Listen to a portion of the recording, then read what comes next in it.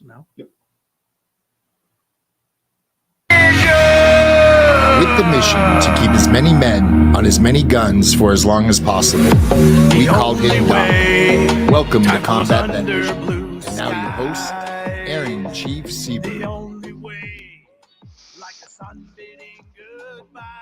Hey, welcome to Combat Vet Vision. Hey, this is a great place, great platform for me and my other veterans, our sponsors, supporters, and volunteers to get on deck to talk about issues, talk about things and the reasons why they're doing what they're doing and how they're doing some of the things that they're doing and stuff like that. Just a better deal and navigate the life that we live as combat veterans and whatnot. So there's a great platform for myself to be able to tell my story. I'm a retired Navy chief, lucky to be alive after being hit with a mortar round April 2006. I spent a lot of my time doing a lot of stuff for the PTSD Foundation of America, directly working for them, helping the combat veterans out. And I talk a lot about Warrior Built Foundation, but there's a lot of other foundations out there doing some incredible things. But today, hey, I got Chris Burges and Eric Pettepher on with me, and they are here to help me talk about a really cool subject. They both work at the PTSD Foundation navigation section, which is basically the hub for bringing all the combat vets into Camp Hope in Houston, Texas. And we're going to talk about something that's really important to me.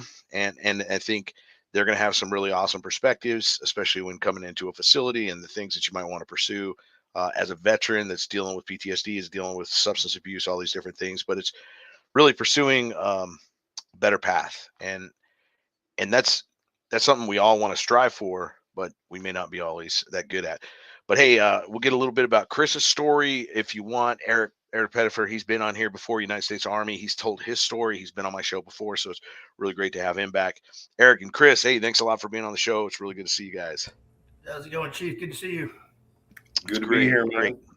Hey, it's great to finally get some perspective from the PTSD Foundation on deck. I always have a lot of guys on here, but from this perspective, I think it's really great. Chris, talk a little bit about you, man. United States Marine Corps, give your story. Why'd you join and what was that all about? And then, getting out some of those things that you pursued and why the path is so important. Yeah, so my name's Chris Burges. I work for the PTSD Foundation of America, United States Marine Corps 03 combat vet, deployed to Afghanistan. And,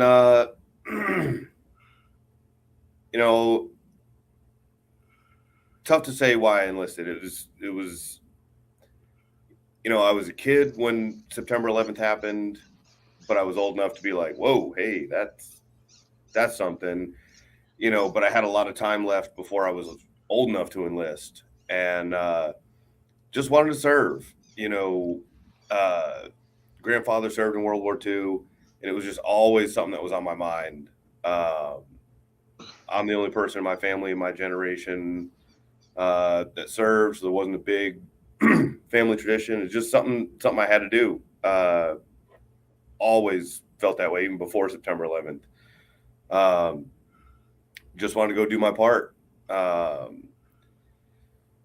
And yeah, there's inevitably some stuff that comes along with that. Short version is, started having some medical issues and got separated. I'd started sleepwalking when I got home and got out kind of quickly. Wasn't really the plan. Didn't want to get out. And really struggled figuring out what was next. Tried some things and just did a lot of rubbing some dirt in it for about 5 years. Until I had a total nervous breakdown. Wasn't a substance guy. Just put one too many things in the box and box couldn't hold it anymore, and spent the next couple months in and out of the psych ward. And, fortunately, between my family and some of the folks in the PTSD Foundation, they found me, and somebody like me met me and said, hey, you want some help? And dude, you know, covered in tattoos, cusses like me, sounds like me, looks like me. And it was like, okay, well, what's this about? And, you know, the last 5.5 years or so, all started there. Went to the program, graduated the program, got the opportunity to do the same job that guy that found me was doing, and jumped at it, and been doing that ever since, just trying to give what I got to the next guys in line. Nice, Chris. Well, hey, it's great to hear that, and we'll come back to you in this whole phase of, you know, choosing this rightful path and hopefully a better path for each one of us. But Eric, introduce yourself real quick, just because I mean, I know you've been on the show before, but you know, some of the people might not remember. But go ahead and give your introduction and a little bit brief on your path. All right, thanks, Chief. So my name is Eric Pettepher. I was in the infantry with the 82nd Airborne Division. I had a nine-year break in service, so I was separated when 9/11 came down. But felt like there was, you know, things I still needed to do. You know, I'd missed Desert Shield, Desert Storm. It ended when I was in jump school. So, you know, actually, in a sense, I felt kind of cheated, you know, after doing all this training. But, you know, always an ardent patriot. I came from a family of the military. So I went back in after a 9-year break and immediately deployed to Afghanistan. And very end of a 15-month deployment, got hurt and I got med boarded out. Ended up being 10 years short of retirement. And that wasn't the plan. I had planned to stay in, you know, coming back in after that break. And so, like Chris said, you know, it was, you know, abruptly and it wasn't part of the big picture. And so a lot of trying to find the next reason why, you know, the next big thing, the next, you know, the purpose. And, you know, that coupled with being on chronic pain management because of my injury, I went down a really dark path and, you know, mixed with opiates and anger and got myself into some trouble and in and out of some different programs, that type of thing, really not being able to put things together until just by chance, I ran into a buddy of mine on Facebook who had just come through the program out in Houston at Camp Hope. And he brought me in and that's really where things started falling into place for me, where I kind of had that aha moment and, you know, realized that, you know, I needed to start pursuing something different if I wanted anything better out of this. Nice. And we talk about pursuing a better path. I mean, this is an important part, especially for navigation. You know, all these guys are wanting to get treatment. You know, I think I put my information out there all the time, and nobody really calls, right? Nobody calls unless they absolutely have to. It seems like, you know, and when they call, what determines whether or not someone's ready or not, right? And well, let's talk about that. And then, are they really pursuing that path according to, you know, what they should do? You know, are they wanting to get off the medications? Are they being honest with themselves? Even the foundation, right? A lot of guys get there and we have to then send them out to another treatment facility on top of that because maybe they weren't honest with their meds. Some of these things that might be an obstacle in your case in this path that you want to go down. So maybe talk about some of those things and why it's important to navigate some of these pathways in the best possible way that you can. Even if you can't, talk about those feelings and what that might mean for everybody. Just throwing that out there. Yeah, Aaron, I think you nailed it.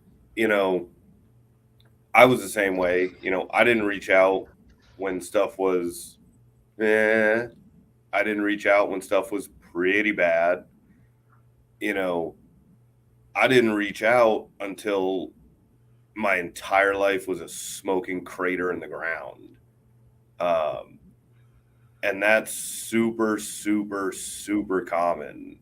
You know, the things that make you successful in the military and especially in combat arms is the exact things that make us unsuccessful when it comes to getting right. You know, we're used to pushing through stuff. You know, we're used to, yeah, this hike sucks and it feels like my spine's going to explode and my feet are bleeding, and my lower back is bleeding from the ruck, and everything hurts.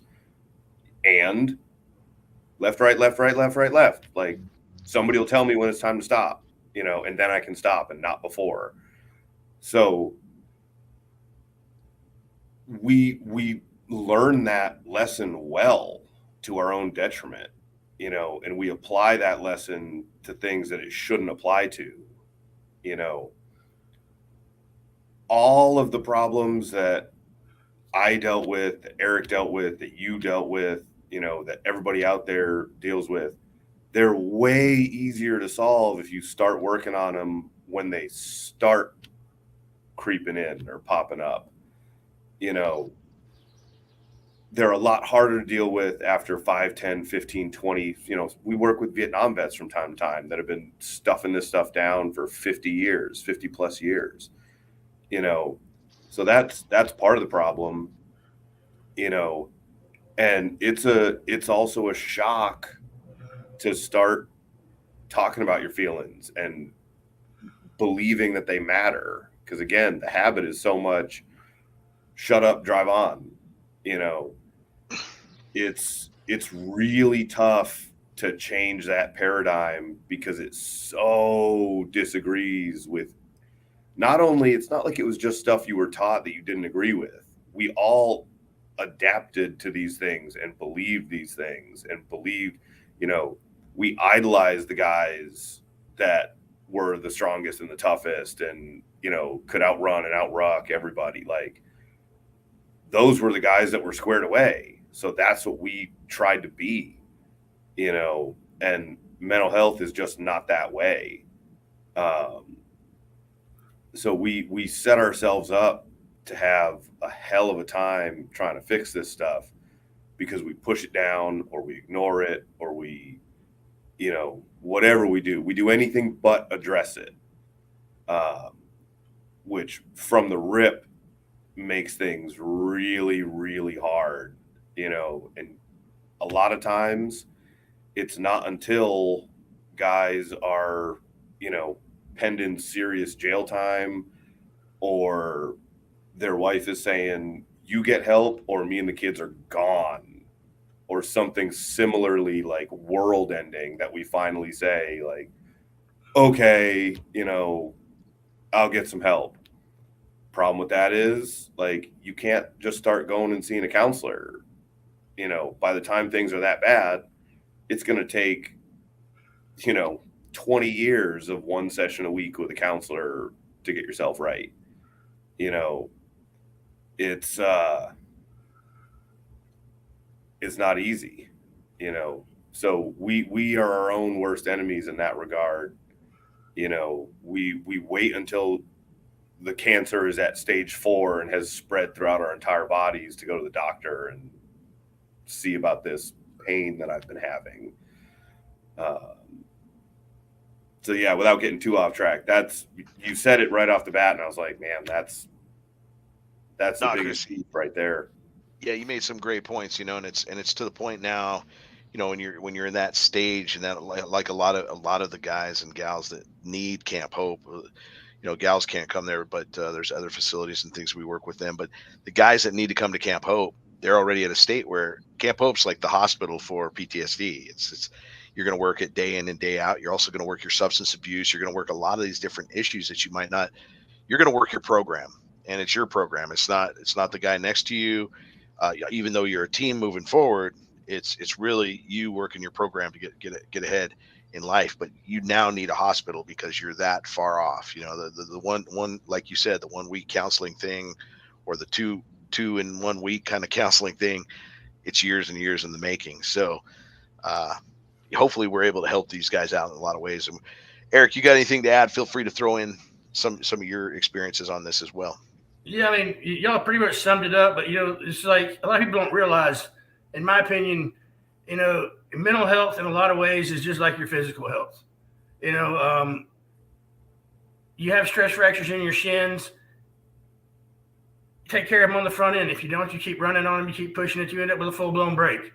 Now you're not just taking it easy, for a few weeks, maybe just on crutches or something. Now you're in a cast on crutches, and you're not just kind of doing light duty. You're doing no duty. You're completely checked out of the picture because you kept putting it off and pushing it out, and I'll take care of this later, or I don't want them to know that I'm hurting. So the biggest thing I take away from it is hurt is hurt, whether it's in your head or somewhere in your body or your heart, whatever. And if you procrastinate and keep putting it off, it just makes the healing that much harder. Right.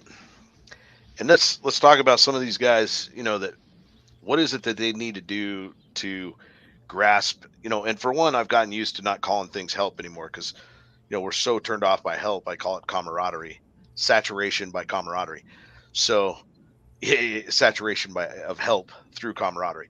But calling it camaraderie has really kind of helped me in the process of teaching these guys, hey, you don't have to come to the group because you need help. You come to the group because you need that camaraderie. You need to find that common bond, and then you can determine where you want to go and where you need to go with that.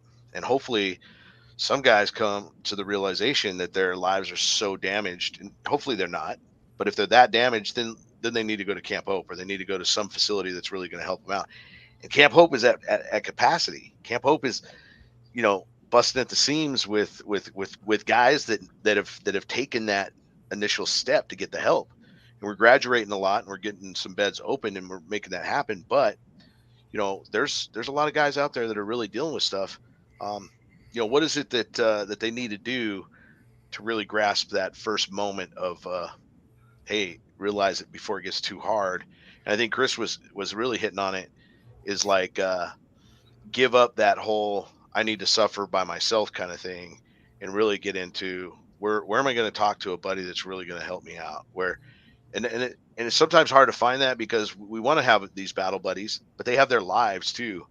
And I think it's easy for us to say, hey, we're here for that because our lives are to deal with these situations day in and day out, 24/7 almost. It becomes that at Camp Hope. So talk a little bit about getting that start going and what it is that works for you guys.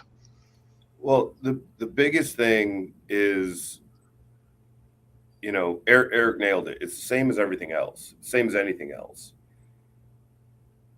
You have to get used to the idea that you're going to be uncomfortable. None of us, I'm pretty sure, would want to go to combat with someone who went through a modified training that was designed to not push them and not make them uncomfortable. We wouldn't trust that person. Like, you're not ready, and mental health is the same way. I say it all the time. If recovery, and when I say recovery, I mean mental health, substance abuse, whatever you got going on, recovering yourself. If recovery was easy, nobody would have substance abuse or mental health problems.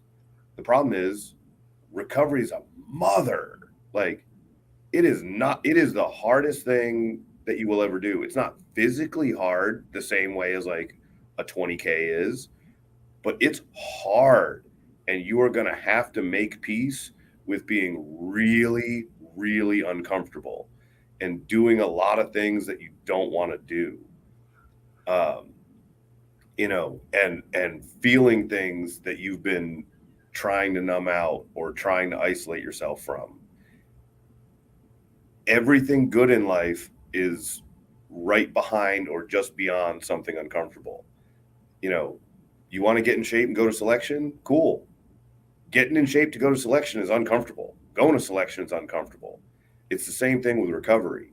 Like, you have to get used to the idea that you're going to do a bunch of things you've never done before or that you don't want to do, but you still have to give your 100% effort to those things, even though you don't want to do them. You have to just understand and trust and believe that there's going to be a payoff and it's going to be worth it, and it doesn't matter what those things are. It's going to be slightly different for everybody, because we all have slightly different childhoods, young adulthoods. We all have slightly different times in service. We're all dealing with slightly different stuff, and we're all different people. The same events shape two people two different ways. what worked for me is not going to exactly work for Eric or work for Chief. Like, I need to find my recipe. Like, what are those things that I'm afraid to do? What are those things that I need to do for me? You know, a lot of it is similar. You know, we're going to have to say goodbye to some things. Like, if you've been getting by with a substance, you probably need to get used to the idea of saying goodbye to that substance. If you don't have a substance problem, cool, great, that's wonderful. There's probably still something that you need to let go of. Or someone.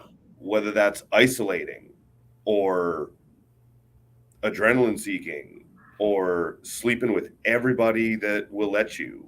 Like, there's something that you're using to get by, and you probably need to say goodbye to that thing, or at least modulate that thing. Obviously, you know, if you're a sex addict and you're married, like, no sex is not fair to your spouse, but we got to work on that. We got to find healthy boundaries with that activity. Same thing with working out. Like, I took that too far. I had a 5 or 6 year period where I was constantly injured. Working out isn't bad for you. Working out the way I worked out was absolutely bad for me because I was hurt all the time. And I put that in front of everything. My family could wait. My relationships could wait. Like, that was what I did to get through the day, and nothing interrupted that schedule. You know, I could have had family members in the hospital. It's like, well, I got to go squat real quick, but I'll be back in 2 hours. You know, you gotta be willing to change. That's probably one of the biggest issues we see is guys want help finally, maybe because they're pending something. They don't want to go to prison. They don't want to lose their family. They don't want to die, whatever. But they want a change, but they don't want to change. They want to be able to keep doing the same things with the same people or with the same lack of people. They just want things to be different. But you can't have a change without making a change. Everything in life has a cost. You know, if you want to get better, here's the cost. Like, you got to start talking to people. You got to start talking about those things that you are doing your damn level best to bury, because it doesn't work that way. There's a great book by a psychiatrist, Bessel van der Kolk, called The Body Keeps the Score. Like, you can bury that trauma and try not to think about it. You're going to have health problems. Like, it's going to manifest in other ways. You're going to have sleep problems. You can't bury this shit. Excuse me. You know, it will find a way to rear its head. The only way to get past this is to dig it all up, just like an abscess. You got to drain it. You got to get it out. You know, you got to get with other people and talk about these things. That can be a counselor. That can be peer support groups. That can be whatever you want it to be, but you got to talk about it. You know, you can't sit in a room and talk about it to yourself. You know, you got to bring somebody else down in that hole with you and let them help you dig your way out. And everything that it requires is going to be uncomfortable, you know, because your comfortable is what got you where you are.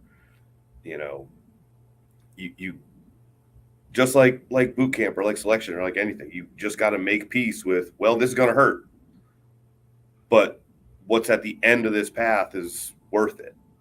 So I'm just going to do it, you know, whatever it takes, you know. And that's one of the things that kind of gets me is we all get it. We all have a moment like that. At least, you know, you have at least one moment like that from your service. You know, we can all touch that feeling of, like, you know, for me, it was an in-dock hike. I was going out for my battalion sniper platoon, and it was heavy and it was fast and it was long. And like, I remember being there and just thinking, like, well, like, either they're going to tell me to stop or I'm going to drop in the middle of this freaking road, because I'm not quitting. Like, they're either going to pick me up with a spatula or eventually they're going to tell me to stop and they're going to tell me that I passed the evaluation. And that's what it takes. But a lot of us lose that. You know, we get stuck in our little comfy spot, and getting out of it seems like picking up the world on our backs and, you know, moving it around.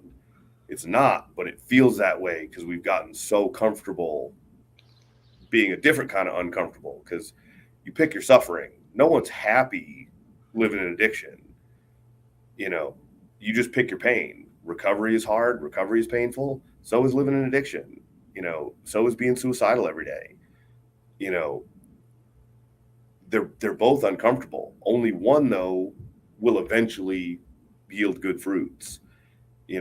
And we just got to make that choice and say, put on our boots like we used to and say, like, all right, this is going to hurt, but we're going to do it anyways. And that covers a million things, but that mindset is what you have to get better, because there is no magic pill. There's no magic injection. There's no magic hypnosis exercise that me or Eric or anybody can do to go, poof, you're healed. It's a grinding slog that results in you getting better. It's not an easy road. It's a good management. Hey, we'll take a break real quick. We're going to do a PSA from the VA, and then we'll come back, and Eric, you can fill in with some of your thoughts, and then we'll talk about some medication issues and the long-term stuff that needs to be addressed as well.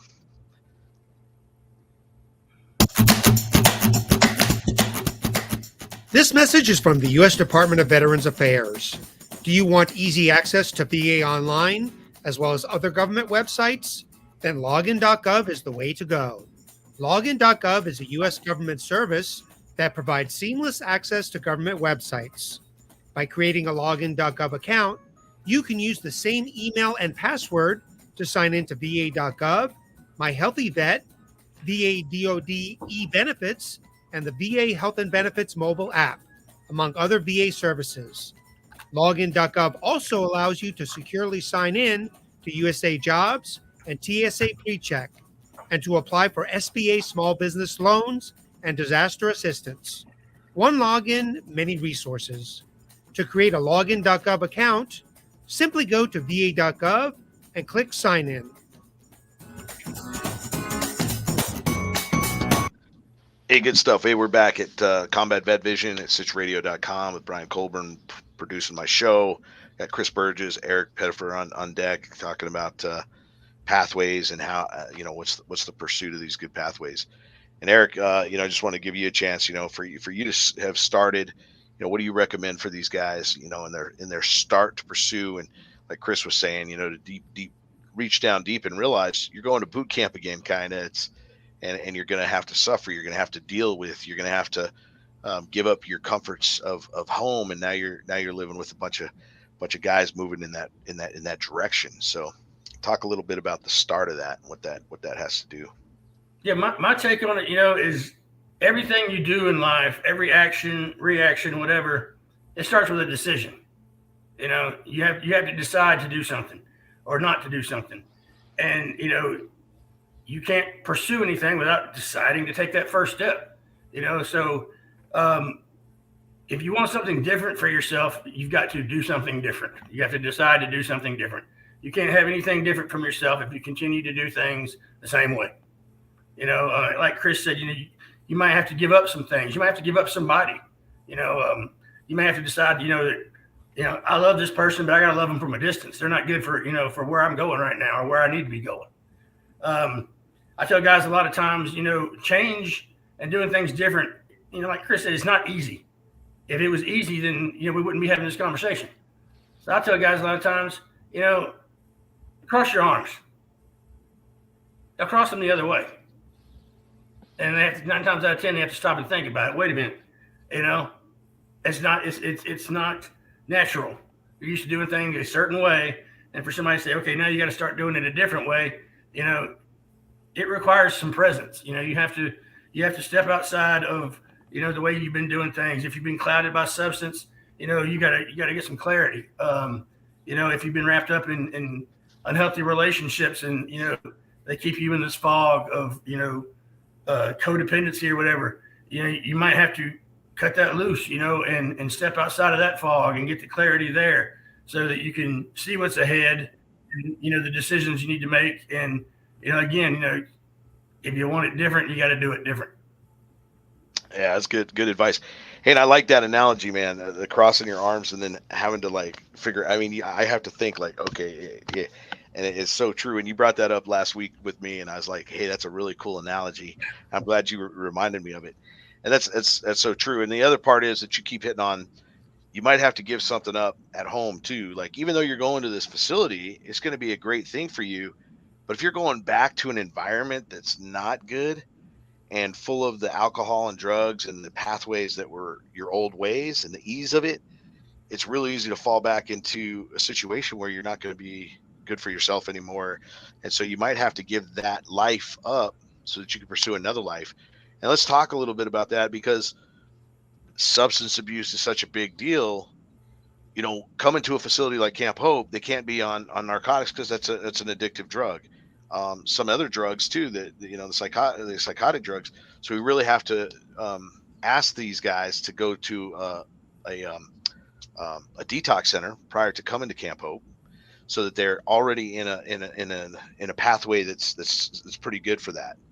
And still, that doesn't always work out. Some guys will show up and they're still having, hey, this is not an approved medication for Camp Hope because we don't have the nursing facility, we don't have the doctors to handle that kind of situation. We have to send them back out to another rehab facility sometimes. So why is it so hard to give that part up?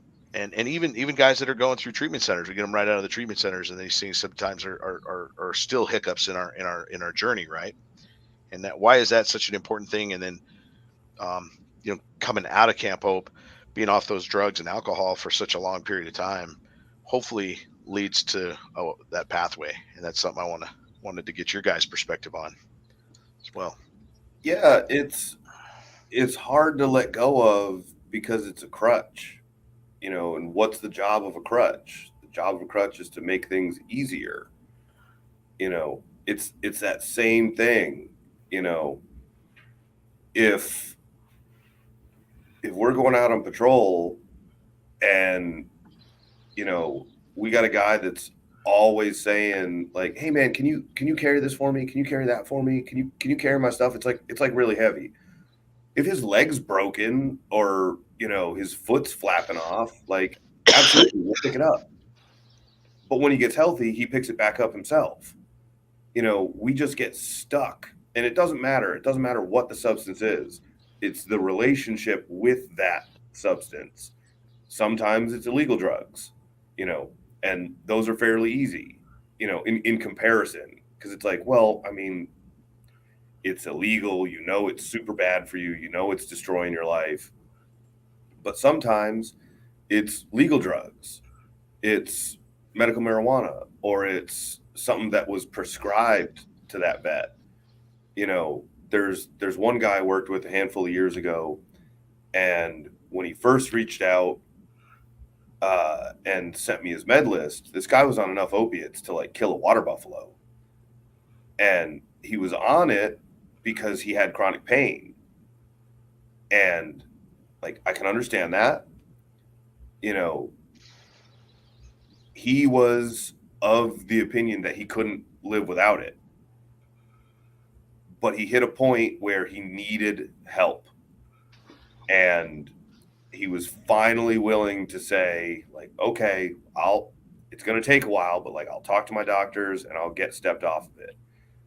This was a guy who had basically just come to grips with, I'm basically going to drool on myself and, be borderline incoherent for the rest of my life because that's how bad my pain is, and he got weaned off, replaced the meds with some other ones that weren't prohibited. And in the time that he spent at Camp Hope, this guy was in the gym. This guy was playing basketball. Like this guy was living like a normal dude. And it was a trip even for him. Like, well, but I have chronic pain. Like I need this is kind of cool.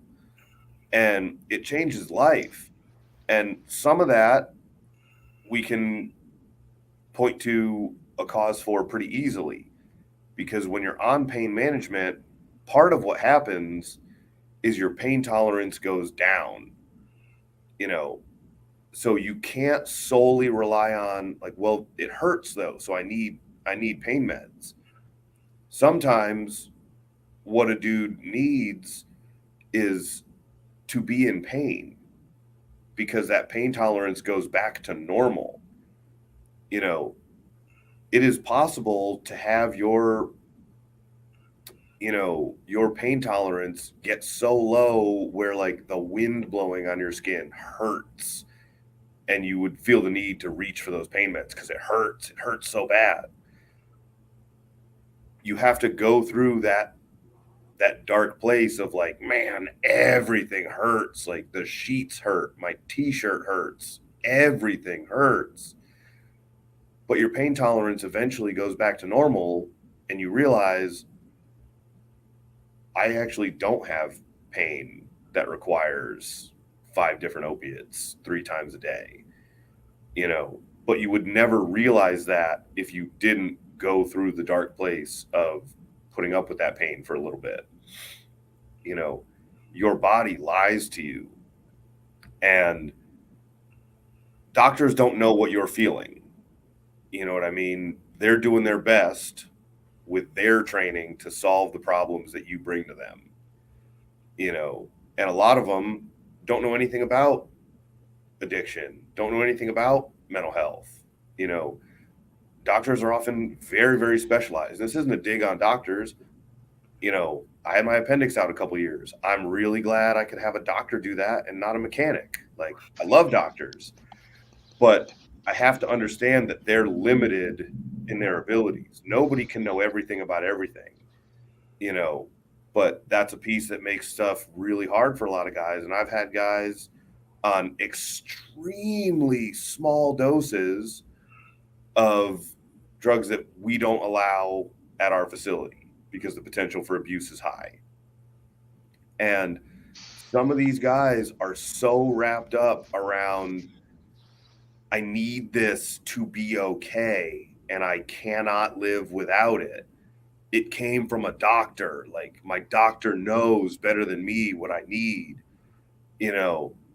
And I heard one guy put it this way once, and it just made so much sense to me. We were talking about a medication issue, and he was like, man, I realized I made X my higher power, like whatever drug that was. He's like, I made that my higher power. Like, that was everything in my life. I was subservient to that. I wasn't a follower of Christ. I wasn't a godly man. Like, I was a insert substance here man. Like, that was my higher power. And it's hard to put the crutch down. Anybody that's ever done physical therapy can tell you physical therapy is one of the most painful things that you will ever do in your entire freaking life. And yet, we all know physical therapy is good for you. Like, if you don't do physical therapy, good luck getting the use of your body back. But it hurts like nothing else hurts. But yet it's not bad. It's good. It's necessary. So that relationship of hurt, bad, pleasure, good, like that messes us up. And again, it just comes back to like, we got to make peace with the idea of, I am going to be uncomfortable. And the tough part there is we have to trust, which is also really difficult for a lot of us.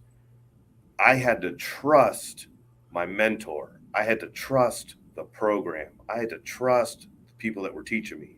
I had to trust the guys that were 3, 4, 5 months into their program when I was 1 month into my program.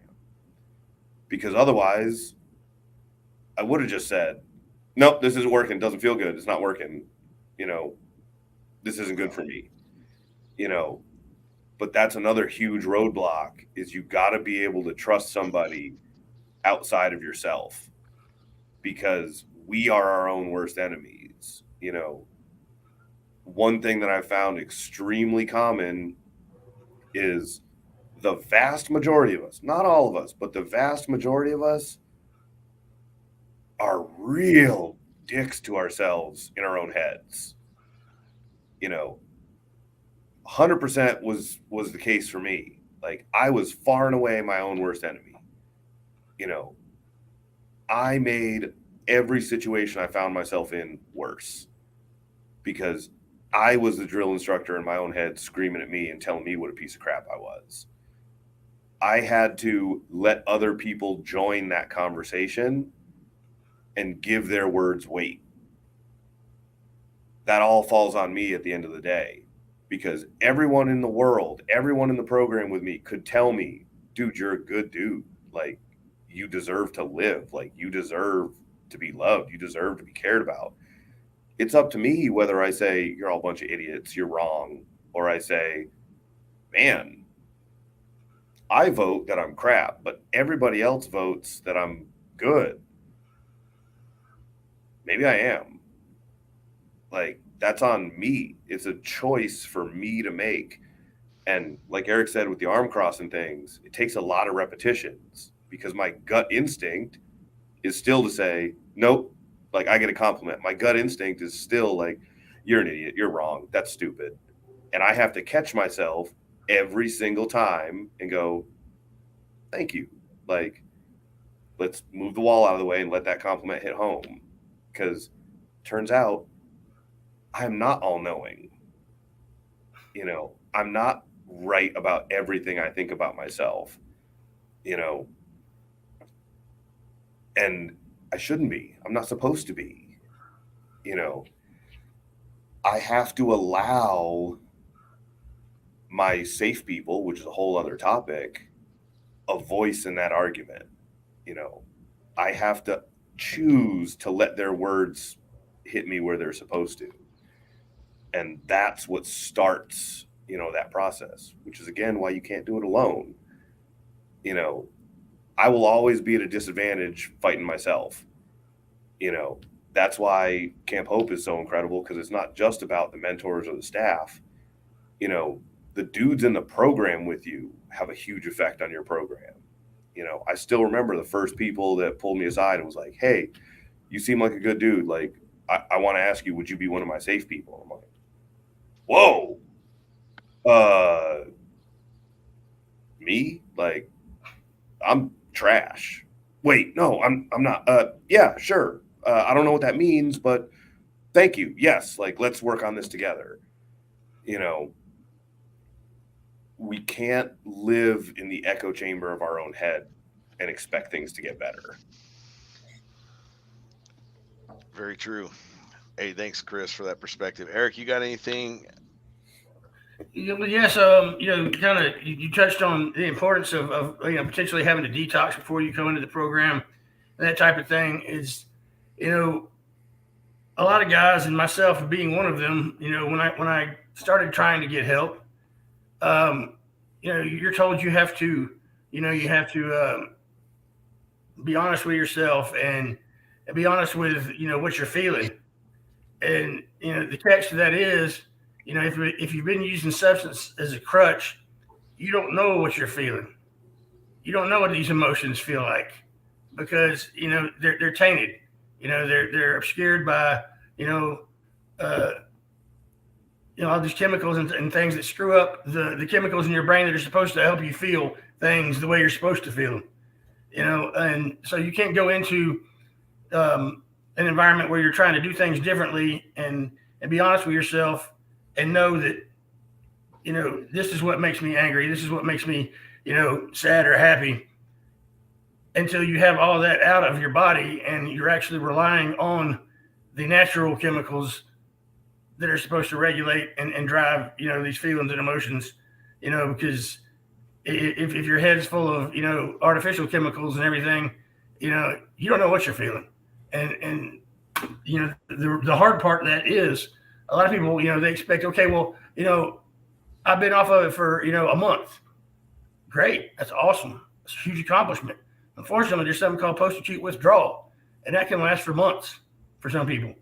You know, yeah, you may be able to pass every UA, hair follicle, spinal tap in the world, but your body is still trying to rewire and get back to, you know, its true north, because it's still learning how to function without all these chemicals in it. And, you know, that's something that just doesn't happen immediately. You know, it's, you know, you put water in the gas tank of your car, it takes a while to run all that water out. You know, so, you know, sometimes it's not just okay, well, you know, I've got 60 days clean, so I should be able to tackle this, you know, and nail it. No, because your body's still trying to rewire and still, you know, trying to work through whatever the duration was of having this contaminated system, for lack of a better term. Exactly. And that's, if I'm not mistaken, it's about a 2-year process. I mean, even the 9-month process of being at Camp Hope, that's a good start, but you still have another year plus till you can really say, hey, I'm pretty much free of being addicted. The body's feelings, the whole chemical reactions, and that's according to what I've studied. But you know, you guys have put out some really great stuff today about, you know, starting this pathway to, you know, pursuing a better path in each other's lives, and guys that are coming to Camp Hope, guys that even if they're not coming to Camp Hope, if they're getting VA treatment, if they're getting whatever treatment they are. And I think, Chris, you made a huge point of that, to say, you know, whatever you're doing out there to pursue something good, that's what you need to pursue. And I think that's a huge thing. Any last thoughts before we close out, guys? I appreciate you guys being here, and it's an awesome thing to have this information get out there. Just that it's worth it.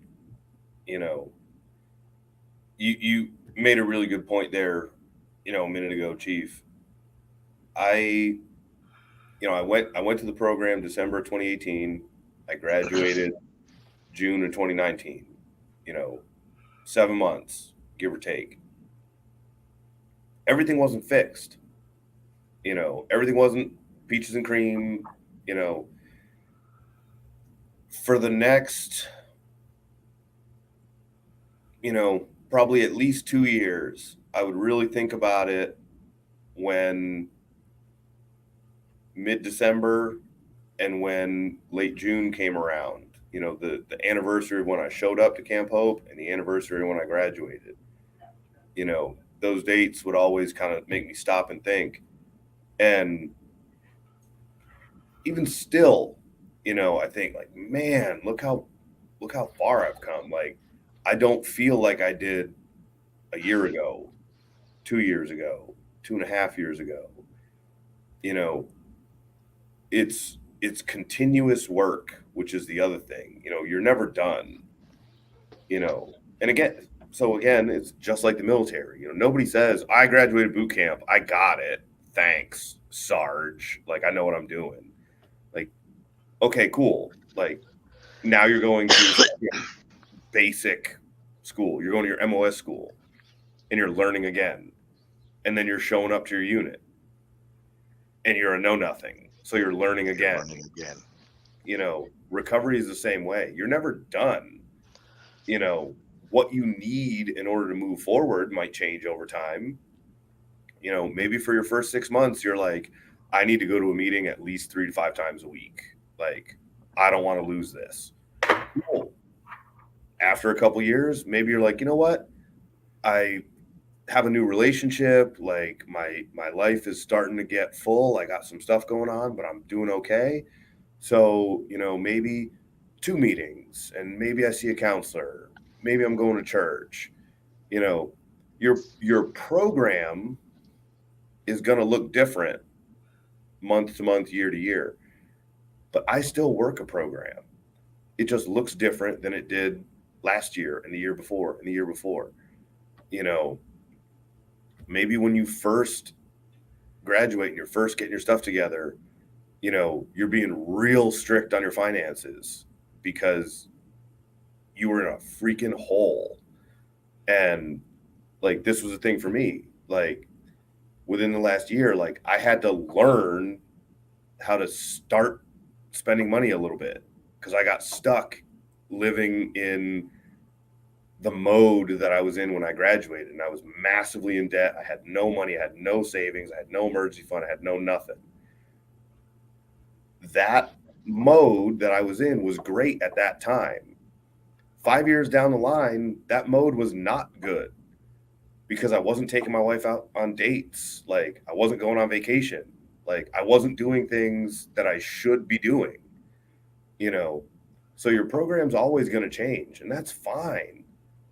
But if you don't know, if someone were to ask you, like, hey, what are you doing for yourself? Like, what's your program look like nowadays? And you don't have an answer, that should be kind of a red flag, because the nature of the universe is just such that it does not allow anything to stay the same. We're either getting better or we're getting worse, you know, and you can like it, love it, or hate it, but that's just the way it is. You know, if you're not working on getting better, you are slowly getting worse, and this stuff will come back. You know, I have no doubt that if I were to stop doing the things that I know are good for me and help me get to where I am, I have no doubt that I would eventually end up back in a place where I was talking myself out of blowing my brains out every morning when I woke up and every night when I went to bed. Like, I'm not healed and I don't have to try anymore. Like, my program just looks different than it did when I first realized, like, I need help. You know, it's always going to take work, but it's always going to be worth it. You know, my life is 1,000 times better now than in the winter of 2018. You know, if I want to keep it, I got to keep doing the things that I need to do to keep it. And I got to understand that that won't be the same thing forever. You know, like I said, the big lesson for me was like, hey, you know, you're not unsafe. Like, you have enough money to take your wife out on a date once a week. Like, stop being a cheapskate. That's something that you should be doing as a man. Like, and I had to have a hard conversation with myself about it because it didn't feel comfortable. I didn't like it. Like, but I had to change that, you know, and some things will stay the same. I still see the same counselor, you know, until she fires me, you know, I'm going to keep doing that, you know, because also my life changes. You know, I wasn't married when I graduated. So there's some new things I need to work through. You know, I don't have kids yet. When I start having kids, probably here before too long, I'm getting up there, you know, that's going to be a whole new thing that I need to learn how to do and how to survive and how to thrive in. You know, your life is going to change, and you got to keep working on those new challenges, because there's always going to be new challenges. You know, it's just like being a Christian. You know, being saved and being a Christian doesn't mean your life's going to be a cakewalk. You know, there's going to be challenges. It just means that you have the tools at your disposal to overcome those challenges. It's going to take work, but you can do it. Thanks, Chris. I appreciate it. Eric, any last words from you? Yeah, like Chris said, things are always changing. Treat it like your weapons system. It's modular. You might roll with an EOTech, you know, then you got to take a long shot. You got to flip over your magnifier. Then it gets dark. Now you need your nods, you know. You got to have more than just one tool, you know. Not one tool fits every situation. Exactly. Hey, I want to get you guys back on the show sometime. Thanks for being here. If somebody wants to get a hold of you, throw it out there real quick, Chris. They can definitely do it through my show. I'll reiterate that. And definitely through me, I can get you a hold of these guys at any given time, because I talk to them any given time anyway. Chris, go ahead, brother. How do they want to get a hold of you? Christopher, CHRISTOPHER .Burgess, BURGESS at PTSDUSA.org. Drop me a line anytime. Happy to help. And Eric, you can see their names up there, but it's Christopher.Burgess. And then, there's two S's on Burgess right there. So it's only one S. So that's a little wrong. And then Eric Pettepher, Eric.Pettepher at PTSDUSA.org as well. And any other information you want to give, Eric, feel free. No, that's it. Just throw a dot in there between the first and last, and at PTSDUSA.org. Good stuff. And at PTSDUSA.org, you can find all kinds of information, really great stuff out there for meetings, groups that are going on, how to get to Camp Hope, a whole bunch of different other things. And then you're also going to end up talking to a coordinator like ourselves that are actually going to talk to your veterans, talk to them on how and what they need to do to get to the foundation. But hey, there's all kinds of things going on out there. There's all kinds of great organizations. Keep in mind those things exist. just remember, if you want to start that path, think about those things that we kind of put together in this conversation. They're very important. And until next time, this is Aaron Siebert, retired Navy Chief, signing off. Strength and honor. Out. And we need nothing more. The only way together forever, that's for sure.